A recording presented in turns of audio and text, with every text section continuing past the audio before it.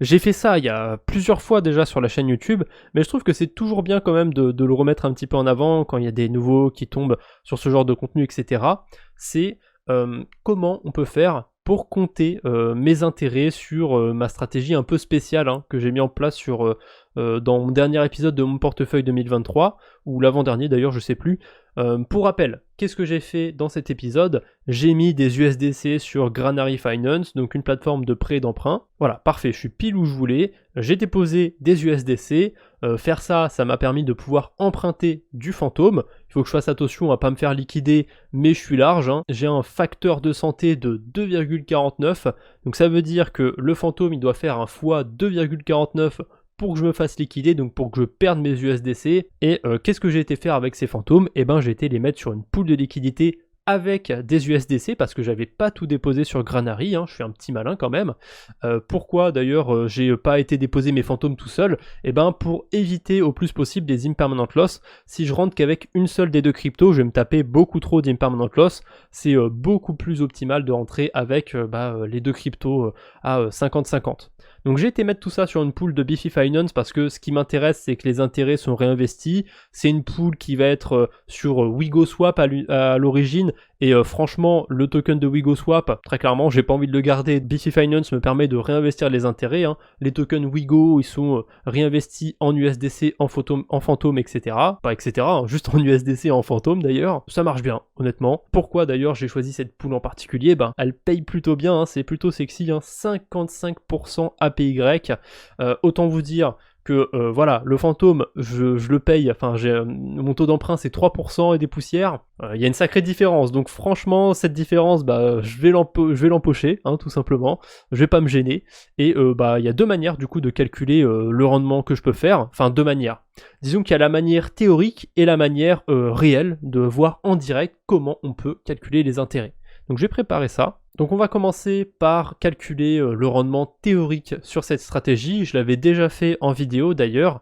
Donc là on dépose tout simplement dans mon tableur toutes les valeurs qui vont être propres à notre stratégie. Donc moi j'ai déposé 889 USDC sur Granary. Bon, ça a fait un petit peu d'intérêt, j'en ai un peu plus maintenant, mais on va pas prendre ça en compte. J'ai emprunté, au moment en tout cas de l'emprunt, 300$ en fantôme. Et dans la pool de liquidité, j'avais mes 300$ de fantôme plus les 300 USDC que j'avais gardés. J'ai mis à côté tous les intérêts qu'on avait sur chaque stratégie. Donc par contre ça a dû changer depuis ma vidéo. On va aller sur marché ici. Sur l'USDC, on est plus autour de 3% d'intérêt maintenant. Donc on va modifier tout ça. Et le fantôme, quand je l'emprunte, je suis autour de 2,3% à rembourser. Parce que vous voyez, on a une petite compensation en bas. Mais je vais laisser 3% à rembourser parce que j'aime bien faire des gros arrondis. Je gagne 3% sur les USDC, je paye 3% sur les fantômes, et sur Biffy Finance, qu'est-ce que c'est mon APR? Donc attention, pas l'APY, c'est important de prendre des APR. Vous voyez que si je survole l'APY, j'ai deux rendements qui apparaissent, 32% plus 12%. Donc le 32% ça va être des tokens Wigo, le 12% ça va être les frais de transaction sur le protocole, c'est plutôt élevé quand même, hein. Sur Phantom généralement il y a beaucoup de volume je trouve sur cette blockchain, du coup si on additionne les deux, on est autour de 40% APR. On est bien sûr au-dessus de 40%, mais je fais toujours des arrondis en dessous. Donc je vais mettre 40% dans mon tableur, et on peut voir que cette stratégie me donne autour de 23% APR. Donc maintenant qu'on a vu comment calculer mon rendement théorique sur ma stratégie sur Phantom, je vais voir comment je calcule mon rendement en direct. Parce que c'est important de le faire un petit peu en direct, au moins une fois par semaine, on va dire, hein, si vous voulez rester quelques semaines sur la stratégie, parce qu'il y a ce phénomène d'impermanent loss. On est exposé à une pool de liquidité USDC Phantom, le Phantom il est pas stable, donc il peut nous créer des impermanent loss, en français des pertes latentes si vous préférez. Et on va tout faire pour éviter ces pertes latentes. Donc si on voit qu'on a généré trop de pertes latentes, soit on attend un petit peu plus, parce que plus on va attendre, et généralement moins on va avoir tendance à se prendre de pertes latentes, tout simplement. Moins on va attendre, et généralement plus on aura de chances d'avoir des pertes latentes. Hein. Si vous faites ce genre de stratégie sur une heure, sur une journée, il y a de grandes chances que ce soit pas rentable, parce que vous allez avoir des impermanent loss qui vont être très impactantes. Enfin, quand je dis très impactante, ça va être peut-être que 1 ou 2% de perte. C'est pas non plus 100% de perte. Là, faudrait que la crypto se soit effondrée à zéro.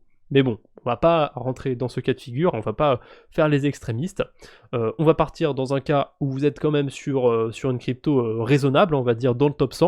Donc moi j'ai choisi le fantôme, il est dans le top 100. Il reste très volatile, mais ça va, il va pas claquer du jour au lendemain, a priori. Et puis le Luna a beau avoir claqué du jour au lendemain, il est encore là. Donc ça me prouve que il peut se passer des choses sur le marché, mais c'est pas pour autant que tout va disparaître, hein, même s'il se passe des choses très très graves. Pour calculer du coup le rendement en direct de ma stratégie, j'ai besoin de deux détails, c'est combien j'ai dans ma pool actuellement et combien j'ai déposé à l'origine. Évidemment, moi je note tout dans mon tableur, je sais combien j'ai déposé à l'origine. Si je retourne sur mon tableur, que je vais dans mon onglet, pas mon onglet, ça n'a rien à voir, mon onglet pool de liquidité, je peux le retrouver ici, j'avais déposé 658 fantômes et 300 USDC. Si jamais vous n'avez pas recopié mon tableur, que vous ne savez pas du coup comment retrouver ça, et ben sur DBank, vous pouvez taper votre adresse, atterrir sur une page pas comme la mienne, sauf que ça va être avec votre adresse, et là vous aurez votre historique, et vous pourrez voir vos dernières transactions, et on retrouve du coup ma transaction où j'ai déposé mes cryptos dans la pool de liquidité, 658,1 fantômes, 300 USDC. Évidemment, si vous avez fait des dizaines, des centaines de transactions après avoir déposé dans la pool de liquidité, ça va être un peu plus chiant à retrouver, mais c'est pas infaisable. Et puis vous pouvez trier par blockchain bien évidemment. Hein, là j'étais juste sur Fantôme, donc j'ai trouvé assez facilement. Maintenant qu'on a cette information, eh ben, on va pouvoir faire des soustractions, tout simplement. J'avais 300 USDC et 658,1 fantômes de déposés. Donc déjà, ce que je peux remarquer, c'est que ça a très bien marché cette stratégie, parce que maintenant j'ai plus d'USDC, hein, j'ai 1$ de plus. On va arrondir, on est vraiment pas loin d'1$, et j'ai 7 fantômes de plus. Déjà, là, ça veut dire que y a probablement eu des impermanent loss, mais elles ont largement été compensées par les intérêts qui sont générés sur Bifi Finance. Donc c'est cool, franchement c'est cool. Là, je sais que je suis serein, je suis pas sur des gains pour l'instant sur cette stratégie, mais on va quand même aller calculer ces gains. Je vais prendre ma petite calculatrice. On avait dit qu'il y avait 1 USDC et 7 fantômes. Donc 7 fantômes, ça vaut combien? Bah là, de tête, je saurais pas trop vous le faire. Quoique, en vrai, si, j'ai même pas besoin d'aller sur CoinGecko, puisque je vois le prix du fantôme sur DBank, mais si jamais vous n'avez pas moyen de voir le prix de la crypto sur DBank, parce que vous avez tout mis dans la pool de liquidité, moi il me reste dans mon portefeuille, donc je peux voir son prix en temps réel, et ben vous pouvez aller sur CoinGecko, moi j'ai un raccourci justement pour le fantôme, et vous pouvez voir son prix voilà, en temps réel. Vous mettez que vous avez 7,1 fantômes, ça vous le calcule tout de suite, ça fait 3,2$. Je reviens vite fait sur DBank, j'aime bien des fois dire DBank. 1$ de gain sur mes USDC plus 3,1$ de gain sur mes fantômes, ça fait du coup techniquement 4$ de gain. Alors en réalité, à ça, je devrais retirer les intérêts que je dois rembourser en fantôme, mais les intérêts que je dois rembourser en fantôme, ils sont largement compensés par les gains que je fais sur les USDC sur Granary. Finalement, je reviens un peu sur ce que j'ai dit, je viens de faire le calcul, j'ai à peu près 50 centimes de différence.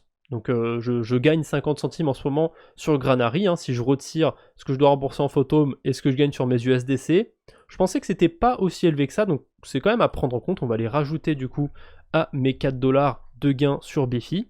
Donc au total, pour l'instant, depuis que j'ai commencé cette stratégie, donc là c'est mes gains à l'instant T maintenant, j'ai 4,6$ de gain. C'est très intéressant déjà d'avoir mes gains en dollars, combien j'ai maintenant, mais on peut aller un petit peu plus loin, et on peut voir du coup si je suis en dessous, au-dessus de mon rendement théorique. Donc pour ça, c'est très simple, j'ai mes 4,6$ d'intérêt, et là j'ai ma valeur totale qui a été investie sur cette stratégie, puisque j'ai mes USDC sur la pool de liquidité, plus ceux sur Granary, donc 1189$. Donc là c'est très simple, je vais diviser 4,6 par 1189. Ensuite, attention, là c'est technique, hein, il faut le multiplier par 100, puis par 365. Mais là on n'a pas tout de suite le rendement parce que vous voyez qu'il est abusé, hein, on a 141%. Là ça fait pas un jour que j'ai ma stratégie, ça fait plusieurs jours. Là je vais devoir diviser par le nombre de jours qui sont effectifs sur la stratégie. C'est un peu chiant de calculer les rendements annualisés, mais ça se fait. Honnêtement, ça se fait tranquillement. Donc je retourne sur DBank, historique, fantôme. J'ai mis cette stratégie le 31 mars vers midi, donc ça fait à peu près de tête une semaine. Le premier, deuxième, 3, 4, 5, 6. Ça fait 6 jours et demi. On n'est pas loin d'une semaine quand même. On n'est pas très loin d'une semaine. techniquement ça fait quand même 6 jours et demi, donc on va diviser par 6,5 et on a un rendement de 21,7%. Et vous voyez que c'était intéressant du coup de calculer ça, parce que le rendement théorique, j'ai beau avoir pris des valeurs en dessous de la réalité, pardon, j'ai beau avoir pris des valeurs en dessous de la réalité, j'ai quand même un rendement plus faible encore. Il n'y a qu'une explication à ça, bien sûr, hein, c'est les impermanent loss qui ont été générés par la stratégie. C'est pour ça que c'est beau de calculer un rendement théorique, c'est toujours bien de voir en pratique ce que ça donne. Là, si j'avais vu que ça donnait 8% d'intérêt, honnêtement, je pense que dans le prochain épisode de mon portefeuille 2023, j'aurais retiré cette stratégie, je serais passé sur autre chose. Là, c'est assez proche du rendement que j'ai calculé, on est quand même à 21% d'intérêt uniquement sur des stablecoins. Franchement, c'est pas mal. Donc, je vais continuer de faire tourner cette stratégie, en tout cas encore au moins 1 ou 2 semaines. Après, on verra, je vais refaire le calcul d'ici là. Si c'est toujours un petit peu rentable, je verrai. Peut-être que je vais rester encore une semaine. Mais j'aime bien généralement pas rester trop longtemps sur une stratégie, surtout quand les intérêts commencent à descendre. Et en plus, c'est intéressant aussi pour moi de changer de stratégie sur mes vidéos, puisque ça vous montre pas mal de choses qu'on peut faire sur la DeFi. Voilà.